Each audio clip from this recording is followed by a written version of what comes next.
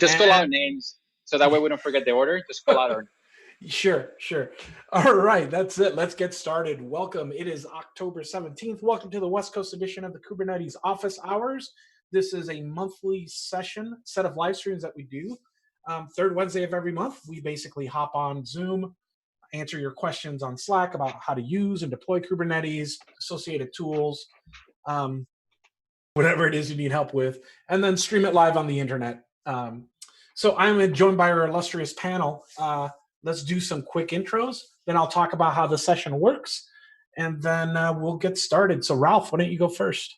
Sure. My name is Ralph Bankston. I'm located in Michigan. I'm a customer reliability engineer at Heptio with a CKA specializing in ops and administration. All right, Joel. Hi, I'm Joel. I work for a company called Pusher based in London, so it's quite dark here now. I've been working a lot lately on custom controllers. I've done a lot of stuff on auth and API stuff over the past, so just generic Kubernetes stuff tends to go my way. All right, Ruben. Oh, hey, my name is Ruben Erduz. I'm a software developer specializing in QA. I work for Heptio. I work, for full disclosure, I work with Jorge and Ralph. And yes, my main, I guess, point of contact with the community is KubeADM and the cluster lifecycle, SIG. And Matt, 1/3 of all Matts from Helm are here today. Hi, I'm Matt. I work at Samsung SDS, and I'm in Michigan. I am one of the Helm maintainers, and I'm co-chair of SIG Apps. Awesome. Great to have you, Matt. Let me just go over the questions real quick. Thanks those of you that are joining us on YouTube during the live stream. I'm going to go over how things work real quick, and then we'll get started. So first of all, just ask your question in the channel. That's #office-hours on the Kubernetes Slack. If you're watching on YouTube, I've actually got a new layout that has the address at the bottom. You should be able to see that there. So feel free to just join into the Slack and ask your question. It helps if you preface it with question and then a colon, so it's obvious to us, so we can pick it out or use emojis, whatever helps stand your question out. Few gotchas though. Just remember that this is a judgment-free zone. We're recording on YouTube, and of course you follow the code of conduct. So we all had to start from somewhere. So there are no dumb questions. Ask whatever questions you feel you need help with. And while we will do our best to answer your questions, we don't have SSH access to your cluster. So there may be situations where we might just be able to tell you how to debug something or how to get further help, as opposed to being able to actually get in there. Panelists, you're encouraged to expand on your answers and experiences and pro tips, stuff that you see in production, stuff that you might be deploying at work, that sort of thing. So while we do try to answer the questions answer the technical question, the real value there for users is your expertise as far as experiences running these things in production. Audience members, you can help us by tweeting, spreading the word, paying it forward. If you are listening to a question and you have URLs to documentation, or maybe you saw an interesting blog post, feel free to just whack that into the Slack channel. We like to have the Slack channel kind of be a discussion board for people to post different ideas. So if you see something that and it reminds you of something that you read, feel free to throw the URLs in there. Remember that we're trying to help each other out here as much as we can. And if you want to sit on this panel, all these people here are volunteers.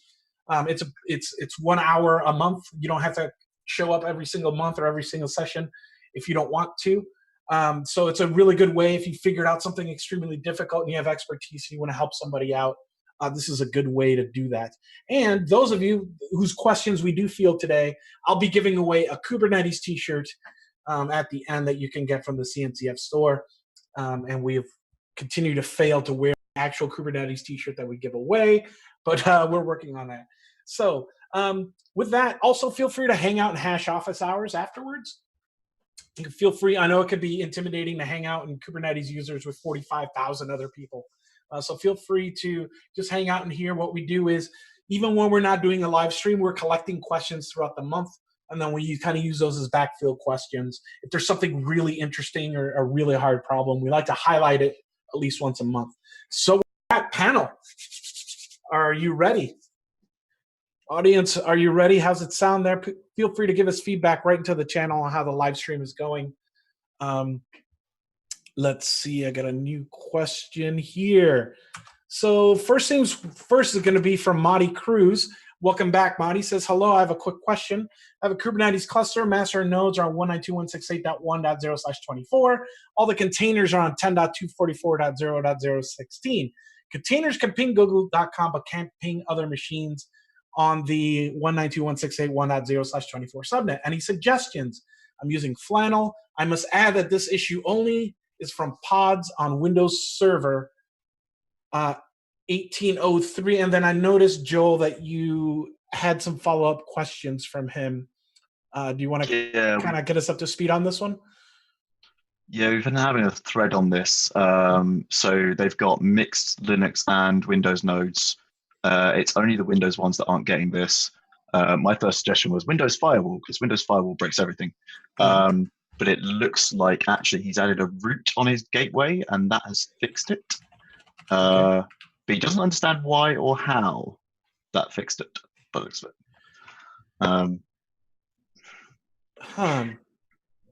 So I am unfamiliar. I've not touched Windows Server in a long time. I haven't touched it in about 2 years, but we use Flannel at Pusher, and typically we can go onto any pod and just access the host network because there's some bridging that happens on the Flannel daemon. You shouldn't really need to set up anything on your gateway firewall, any routes there.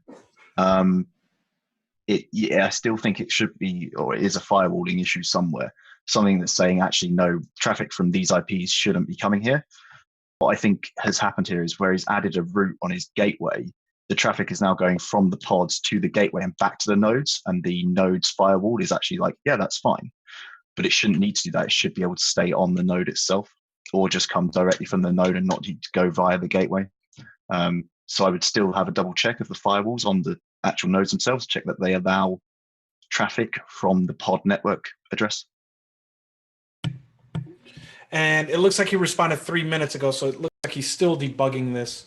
So it's working. We're just trying to figure out the why it didn't get added. The route didn't get added. And then I see Ralph. Ralph is scratching his eyebrows.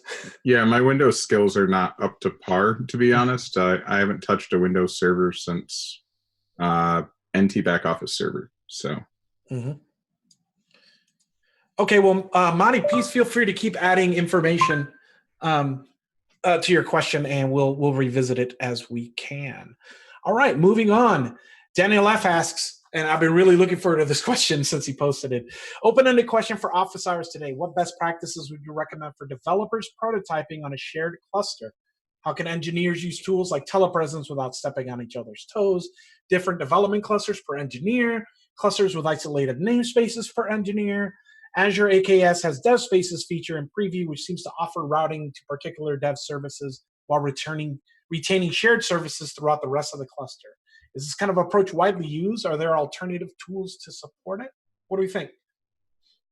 This is similar, I think, to the question we had earlier. Is it better to have a bunch of small clusters or one big cluster with a bunch of namespaces? We had a similar question like that this morning. So what do you think?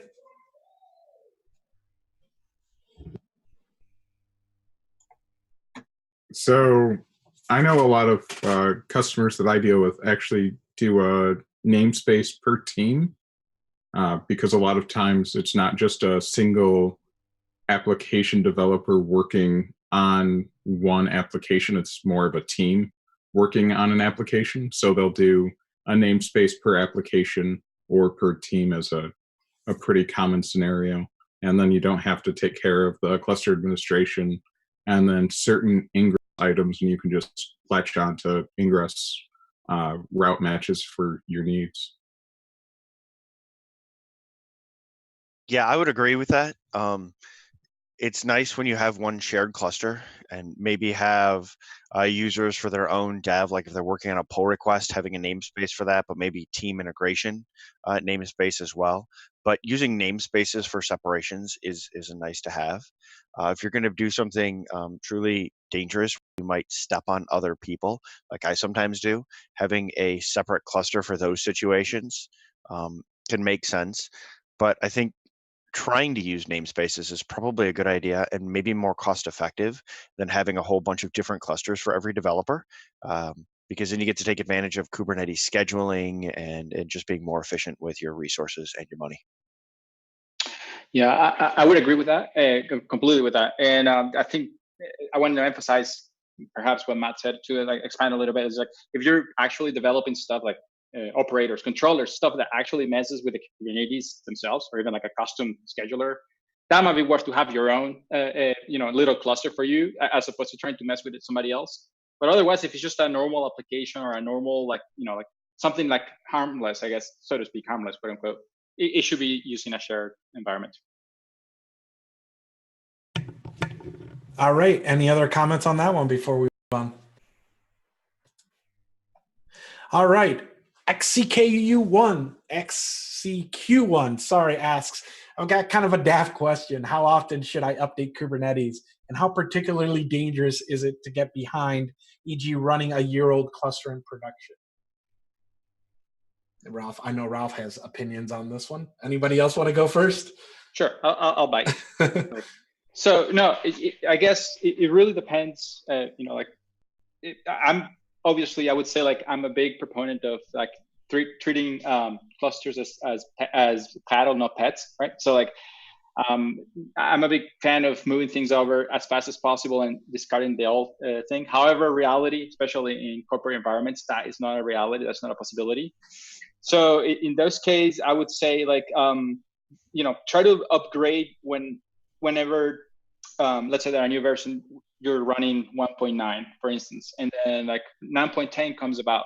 Like I would say usually wait like 2 or 3 revisions before you even dare to like move over stuff, especially if it's in production. Like I would never say go and try to 10.0 or 10.1. Like it's just a software common thing to do, right? Especially again, I'm talking the enterprise. I'm talking people who lose money. Jobs will be lost if they mess up, right? So I would say do it as soon as possible, yet keep yourself a good distance, a good margin. And if you happen to fall behind because you haven't had the need to move to a new version, let's say like you're still in 1.9. So like in those cases is when I would further consider like instead of just upgrading, because it's going to be painful, right? You cannot leapfrog from 1.9 to 1.12. You need to like do every upgrade to every single minor, right? So you're going to do 1.10, 1.11, and 1.12. It's very hazard all through all these particular steps. And a lot of things might have been like backwards compatible, etc. So you might have to do some fixing in between. So like in those cases, I do recommend doing something instead, like a workload migration first, like a workload backup and plug, a shameless plug for Arc, Arc all your, Kubernetes objects and making sure that everything that you have, whether it's volumes, etc., is all backed up, and just stand up a new 1.12.3 or whatever, and then move all your workloads back to the new cluster. That's a much easier and like a lot less error prone path. That's what I would say. So the risk that you have to wait in all of this, again, it's like if you wait too long, it's going to be a pain to upgrade either way, right? Like whether you do it the shortcut way or not. And there's no leapfrogging. And the other one is like going too soon and then all of a sudden finding that the newer version doesn't really have the functionality that you were counting on. Mm-hmm. Yeah. To build on that, I would probably say, if you're talking about a year-old cluster, so Kubernetes, the standard right now is the latest minor, and it's what they call N-2, so minor -2. So 1.12 would be, if that's the latest, then 1.11 and 1.10 are also supported, but 1.9 isn't anymore in that scenario, right? And so something that's a year old is no longer getting fixes, security, or even looked at for any of those things. And so I tend to suggest not running something that old, just so that you're still in the loop for if a security issue, some major issue comes out or needs to be fixed, you're now out of the cycle for even looking at those things. I would also, so I would suggest keeping up with your versions enough that you stay in the supported window, unless we get to something like an LTS, which we don't have right now. I would also suggest, because again, as those changes come along, maybe look at something like testing when you upgrade. So maybe you wait till 1.11.3 comes out and you're coming off 1.10 somewhere. Actually try to not just have those backups, but test to make sure that you're able to upgrade first before taking production along, because things don't always go as planned. And sometimes some change that was made in a controller or something can hit some edge case situation, which is also why it's kind of nice to wait past the .1 or .2 release of something, because they do catch minor issues along the way with that. But I would really suggest not holding off for a year. I also would like to see cases where you actually could upgrade a cluster and even do rolling upgrades of a cluster. I don't think we're really there yet in terms of functionality, but when in public clouds, it's not so bad if you can adjust your routing rules and things like that. But again, in these enterprise and on-prem situations, sometimes you really want to upgrade a cluster that's just a set of hardware, and you don't have a whole other set of hardware to move to. And one of those things that I don't think is there, but I would love to see, is a better ability to upgrade those clusters in a rolling manner live. But again, make sure that you test your upgrades, because if you're in an enterprise environment and you're something like this and it falls over and you're not ready, that can bite you. Mm-hmm. Ralph, looks like you had an opinion on this. Yep. So with the N-2 scenario being a year back, not only security, but even trying to find new and novel things depending on the items that you're trying to work with inside of your cluster. Some of those don't exist, so some of the new items support, especially on-prem. Some of the CSI stuff has been added very recently in newer versions of Kubernetes. So you're not just getting newer security fixes, you're also getting a lot of feature sets that are being added in through the alpha, beta, general availability graduation that you're not able to partake in by being on a year-old version of Kubernetes. Mm-hmm.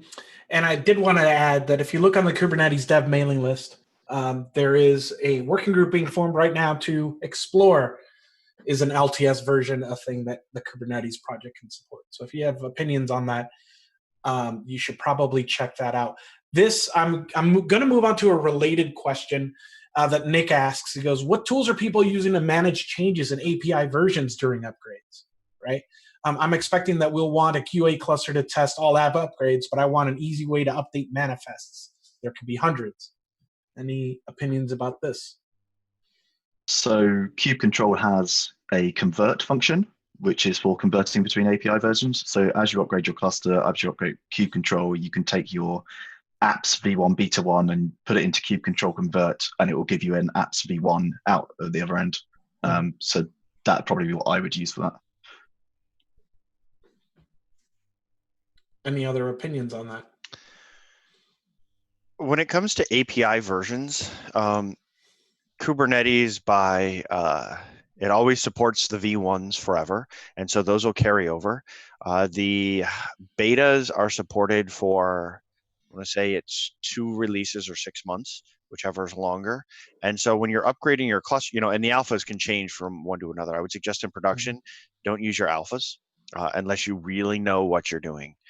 If something's beta or released, I would probably suggest trying to upgrade your apps and your cluster separately from one another. So that way, if something does go wrong, you know where to look rather than 2 different places. So I would suggest that. And quite frankly, if we're being honest, there's actually a bug in Kubernetes. And so lots of old API versions are still around that haven't been removed due to a storage bug of things being written to disk. And so at the moment, we're generally safe on things not disappearing right away. So I would, upgrade my cluster and then come back later and upgrade my stuff. I tend to do that through Helm, but I don't require that a cluster and an instance version be the same, or, just to upgrade to the latest. Mm-hmm. And this is something that all Kubernetes will have to use. Users will have to do, right? Even if you're on the public cloud and the cloud providers do upgrades for you, you can't just leave it, right? You still have plenty plenty of work to do. Okay, anything else related to upgrades before we move on? That was a really great question. Thank you. I am moving on now. Christian Roy asks, question, how do you usually figure out what's the best requests and limits for pods? I had $1 every time someone asks this question. But it is a good one, and I feel like we should always reinvestigate potential answers for this. I think 90% of it is guesswork at first. Mm-hmm. It really is. So whenever I've added something new to the cluster, I tend to give it some sort of arbitrary resource request, maybe half a CPU, half a gig of memory, and just see what it uses over time, try and stress it. So if it's, say, like an Nginx, I'll fire off 1,000 requests at it, see roughly how much resource it uses, how many requests do I want this pod to handle, and then be like, okay, well, I'm going to have 10 replicas. I want 10,000 requests concurrently. This is how much resource I need. So you can sort of get it a bit like that. But at the end of the day, you've just got to monitor what they use, and I think just adjust based on that. I don't know. There is also the vertical pod autoscaler, which you might want to look at if you're doing this. It kind of keeps track of how much resource you're using and adjusts the pods accordingly. It's got a few modes where it can just like automatically kill pods and adjust them, or every time a pod is killed, give it a new best resource. But yeah, I think that's still in alpha, so maybe not in production. Yeah, that was going to be my next question is, has anyone looked at the vertical pod autoscaling stuff lately? And if it is working, I still feel that at some point you would want to figure out if you're using a horizontal autoscaler as well. Is that a little bit too much magic kind of funky going on, or do you want to go this way or this way? You have to choose a direction. The vertical autoscaler does say do not use with the horizontal autoscaler. I think they're working to try and make them work together. Right. I don't know what that's going to look like. But at the moment, there's a big note saying do not use the VPA with the HPA. Yeah. And even if you do use the HPA, it is not without hazard, right? Like it's still not. I would say like it works well, but it still has some kinks. You know, like it tends to be overreactive one way or the other. It tends to either overgenerate or overkill. So it's just you need to make sure that you monitor your thing and then make sure that the metrics that you add and the parameters that you configure with makes sense for your use case, because again, sometimes it can be a bit Yankee, just the way that control systems work. If a state that doesn't like and it tries to undo it, and all of a sudden you were waiting for the other pods to spin up and it kills the ones, it's a mess, right? Yeah, if it feels like you let the magic thing run for too long and then you're painting yourself into a corner accidentally. Yeah, so like I would reiterate with what Joel said. It's just basically first, put some parameters there, see how it behaves, and then once you figure out a good set of quotas and resource limits, then you can start adding like autoscaling to that. But don't try to go like autoscaling right off the bat, because that's going to be a bad time. Yeah, and he has sort of a related follow-up question. What are some of the best ways to able to track your pod resource usage over time? What do you guys use? Is it the usual mix of Prometheus or whatever monitoring thing? What are some techniques we can recommend for Christian here? Prometheus with Grafana. Yeah, that's exactly what Nick says in Slack. Okay. Eve C says Prometheus scraping from cAdvisor is a good start, and create some visualizations in Grafana. Joel, you're pasting in Cube state metrics. What's this all about? Yeah, it adds some more metrics. I think it's more maybe on the node level. I just know it's part of our monitoring setup that exposes some metrics around sort of resource usage. I think it does have some stuff around the containers as well, adding things like if you're requesting GPUs, it adds that as a metric. So how many GPUs you're requesting might be useful for someone, but I know that's another part of the system. But yeah, mainly Prometheus scraping cAdvisor. Mm-hmm.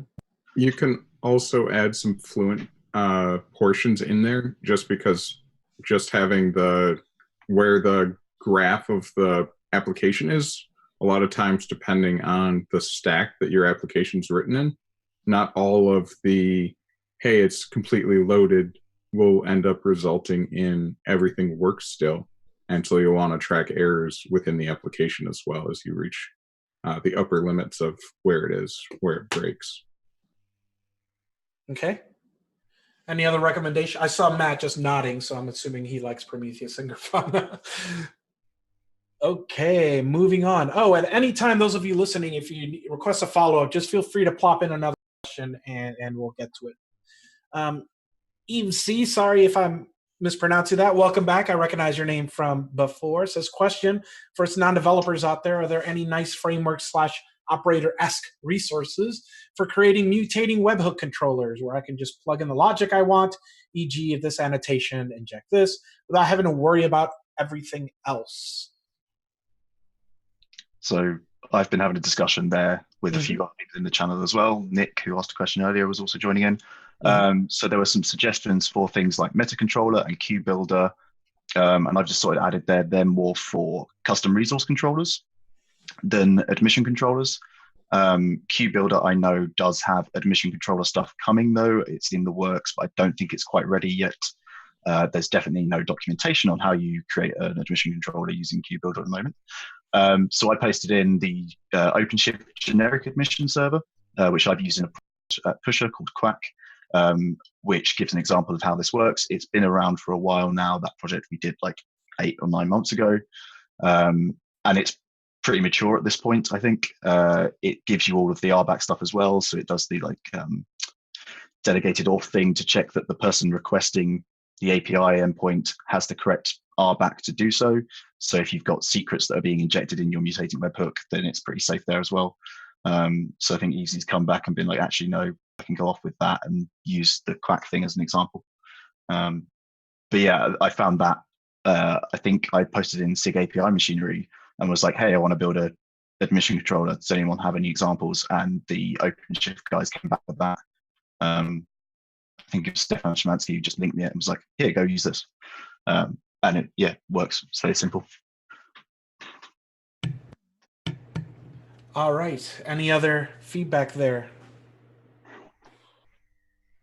All right. If you have a follow-up, feel free to post it. Helm Newbie asks, what do you guys think about the current state of stateful apps at Kubernetes and the future of stateful sets and operators that aim to address that?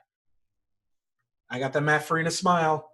What Yeah. do you got? So I think one of the things that's interesting, because some folks have been fearful and have spoken out, can I put my stateful stuff inside of Kubernetes?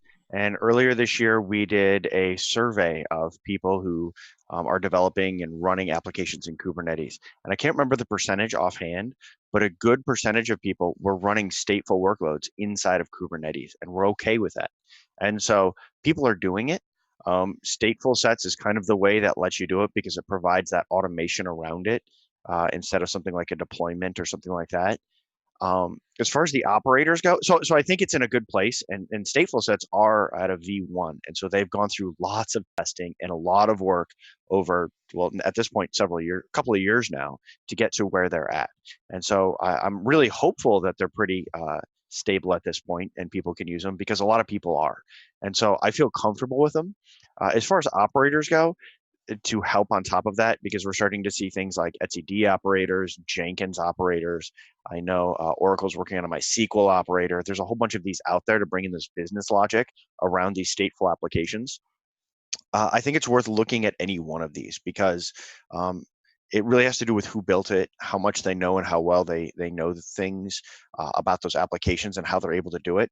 So it kind of depends on the operator, who's building it, and how well they know things. I've seen operators that are very alpha, and some of them even say that. And so it's dangerous to play with those. Sometimes they're even missing features. And then others that are really well-rounded, like I think Koros's etcd operator. They know etcd pretty darn well. They created it, and so they created an operator, and it's been around for a while, and it's in a bit of use. So something like that's going to be a little bit more stable. But just like any application you're grabbing off the shelf with those operators, take a look at them and make sure that they are mature enough, well-rounded enough. Give them a good evaluation before you use them. But I do think in general, you can do stateful stuff in Kubernetes now, and that's okay, as long as you have backups and other things in place like you should have anyway.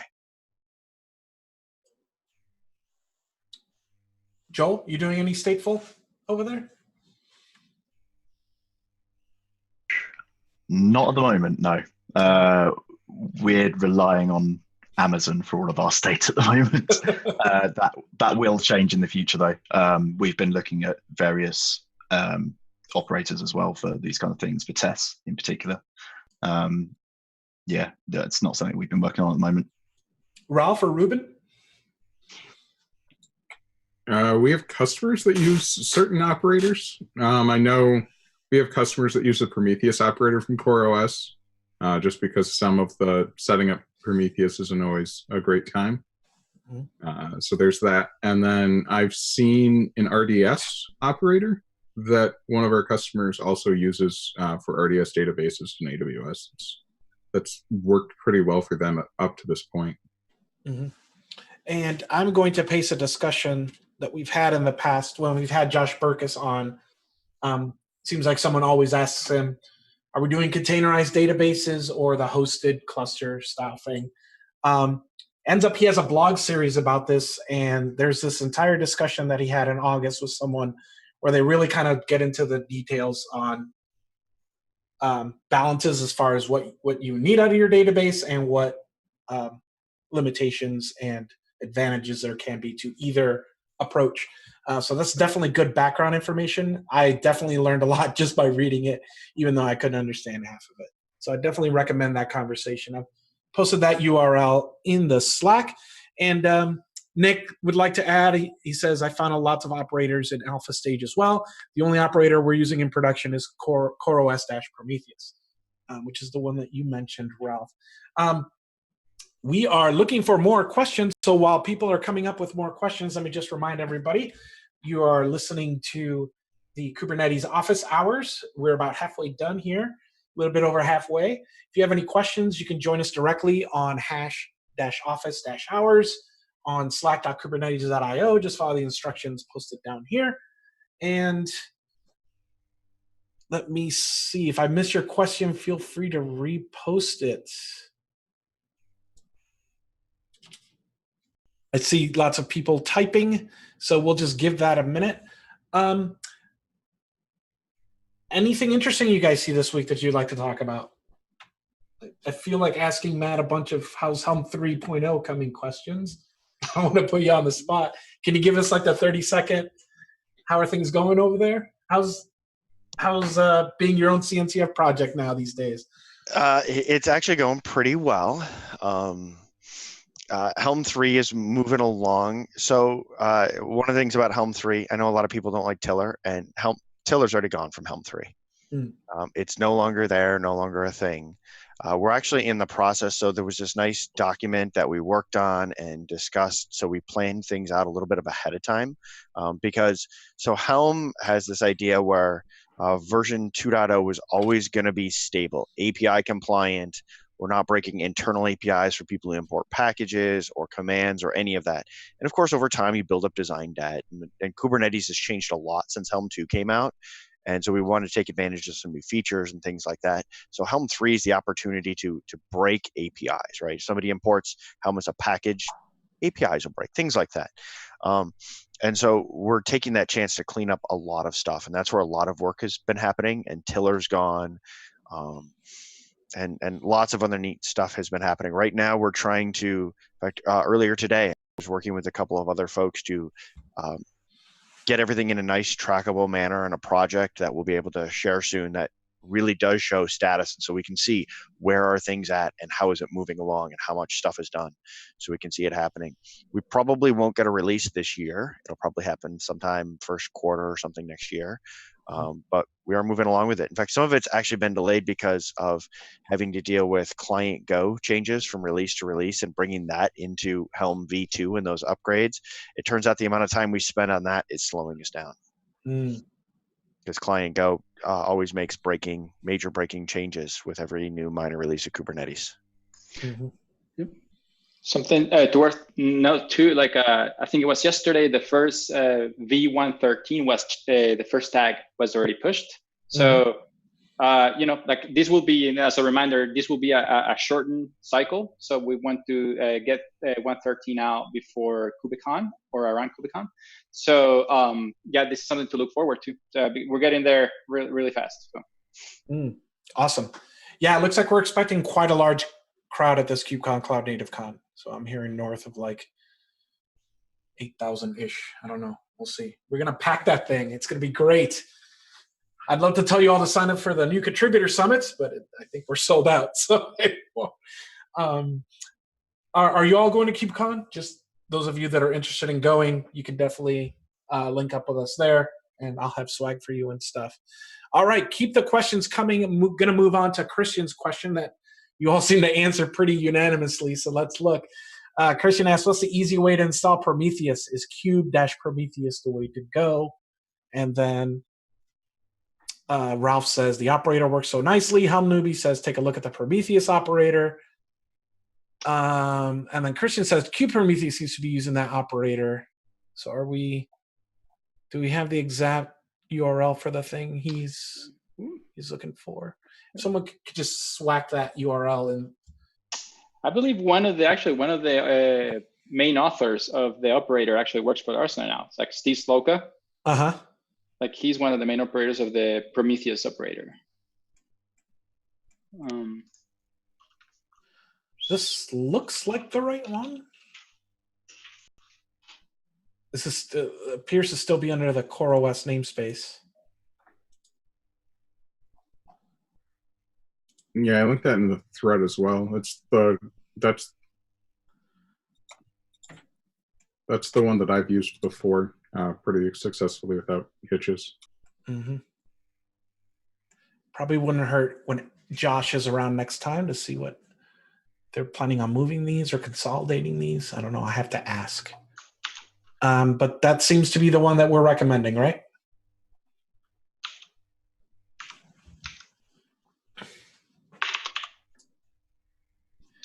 Appears so. If not, just whack it in chat. EC seems to have a Helm question. We're going to go ahead and get to it. Is Helm 3 keeping the same logic of Helm 2 in that upgrade is diffed against the previous release to determine changes to apply, rather than see what actually exists in the cluster? So if something is modified outside of Helm, it will be brought back in line with what's defined in the Helm chart on next upgrade?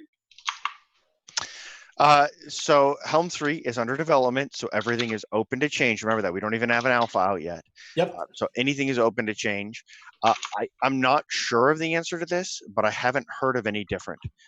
Adam Reese is working on that work right now in that pipeline and cleaning it up, but I don't think he's actually changed the logic in it.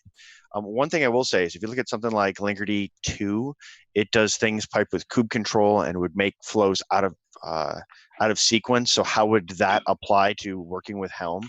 We're actually talking and looking at how that situation could be made easier, because sometimes there are reasons to make modifications outside of a chart, and just how should that work and how should that flow go in order to make it work. And so we're discussing it, but right now I don't think there's a change from Helm 2, but there may be some workflow situations where we do want to make things easier to inject and deal with that. Okay. And Nick adds, I heard the K-Sonnet wanted to support Helm charts. Do we know if that's Helm 3? I do not know the answer to this, though I should. I think K-Sonnet, there was a demo a while ago where he was showing Helm integration. Yeah. I'm not sure what's released and whatnot at this point, but there was a demo with Helm support from a little while ago. It was in one of the SIG apps, if we go back to the videos there, but I can't remember when. Yeah, I'm pretty sure that would be Helm 3 support. But I will ask Brian and get. It would be interesting to know. Although I don't know, would you chase a moving target? Well, we'll see. We'll ask Brian. I'll ask Brian what. At this point, I would not chase the moving target of Helm 3. Not at this point. Yep. UC says, thanks for the answer. Is the Helm Slack/GitHub the best place to keep up to date with progress? So I'm assuming we have a Helm chart in the Kubernetes Slack. Yeah. Did you move or? No. Okay. There's a couple of rooms. There are a couple of rooms you might be interested in. There's a Helm-users and a Helm-dev room. The Helm-dev room is probably where we'll have more information on the development of Helm itself. There's also Thursday. Sorry, Ruben, can you mute? Thanks. There's also Thursday meetings where we talk about it that Mhm. are at 12:30 Eastern time. And the details are up on the Helm community repo, github.com/helm/community. Okay. EC, I hope that answers your question. Do we have any more questions? Let me give Kubernetes users one more warning. Still answering questions for office hours. And then let me just give them the URL. And if not, some of you will be getting some time back.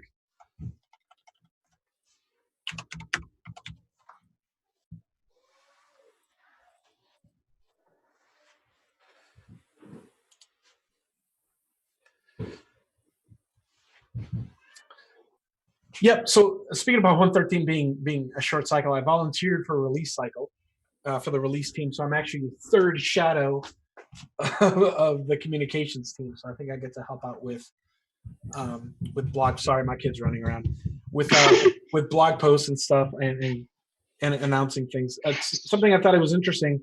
Those of you that are ever interested in participating in like the Kubernetes release team is you have to be a shadow before you do anything else. So you can't accidentally walk into failure. So you kind of start off in this apprenticeship role where you're helping a lead do some things until you kind of understand, and then maybe next cycle you get a little bit more responsibility. So I was hesitant to volunteer because I was like, well, what if I don't have as much time as I thought I did and stuff. But the team is really structured to kind of help you not fail, which I thought was really awesome. So yeah, and there's a lot of exciting things going on in the release in particular, as we move away from Google owning everything, so to speak. So now like things are going more to the community itself. So yeah, it's pretty exciting. So like, good. I'm looking forward to your blog post. Yeah, what's exciting? Actually, let's do real quick while we're waiting for the last questions here. What's exciting to each of you most for 1.13? Do you have a specific feature, or I wouldn't say individual bug fix, but any major issues that you're finally looking forward? At least in KubeADM land, where we're trying to graduate phases from alpha to beta, so that's a big deal. In like in our march going towards GA, so like it's a good step for us. Okay. Matt or Joel, anything in particular?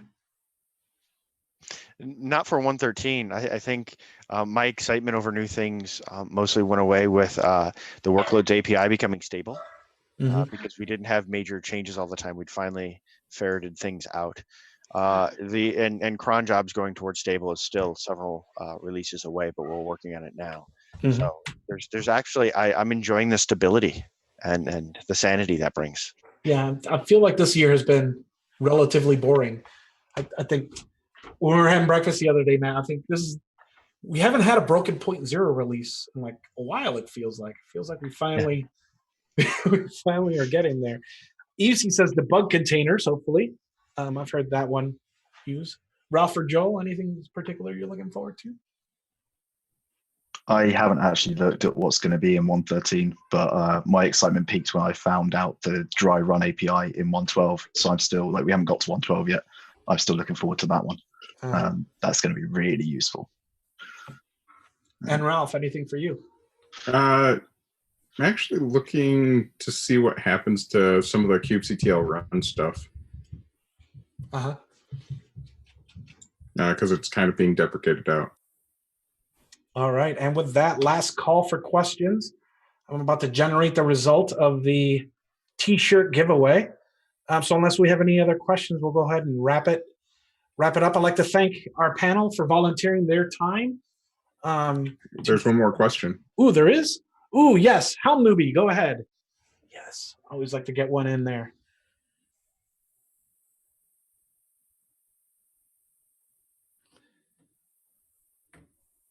And it looks like they're typing. In the meantime, depends on when they hit enter.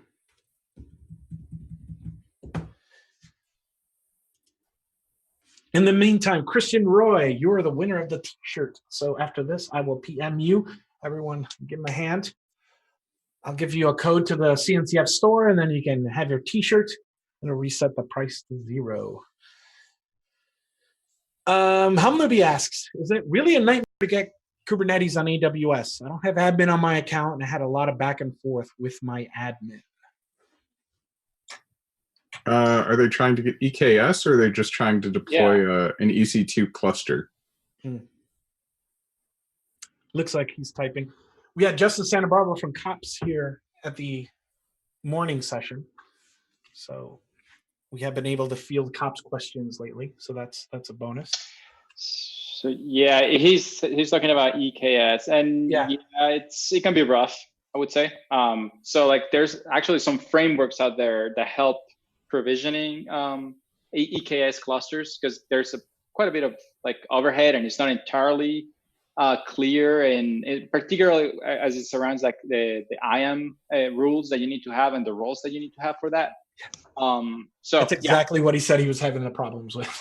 IAM and roles.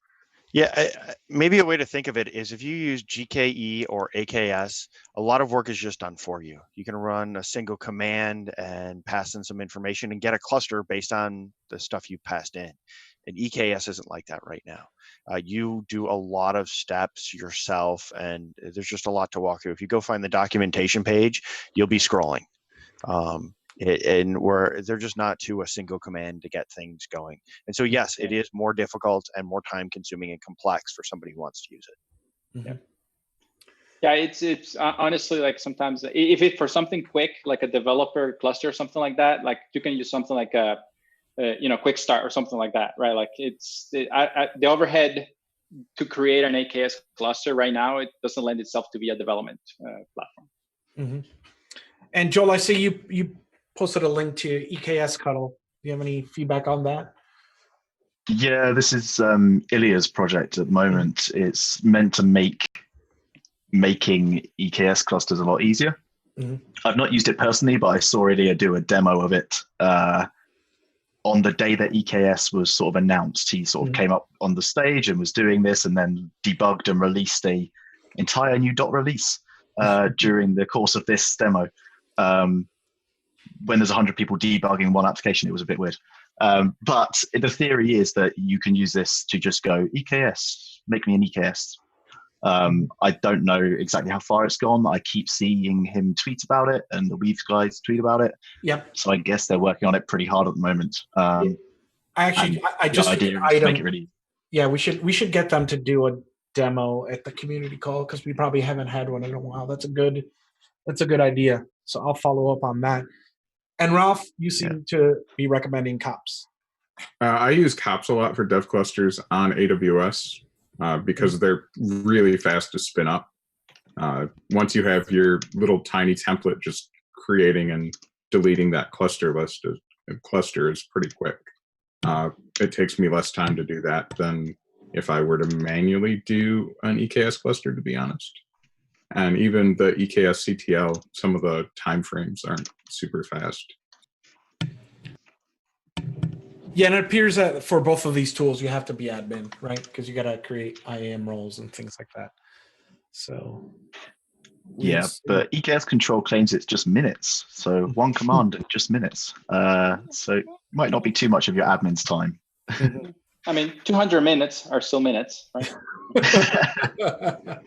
So, all right. And with that, we will wrap it up. Thank you very much to our contributors for volunteering your time. I'd like to thank the following companies for supporting the community by allowing their developer volunteers to join us: Giant Swarm, Heptio, StockX, Packet.net, Pusher.com, Red Hat, Samsung SDS, Weaveworks, VMware, Zing, Huawei, the University of Michigan, and special thanks to Google for sponsoring the t-shirt giveaway. We'll be posting this on Google, and we will see everybody in a month. In the meantime, feel free to hang out in the channel.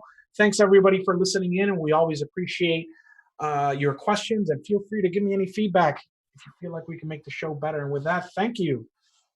Thank you, everybody. All right. Yep.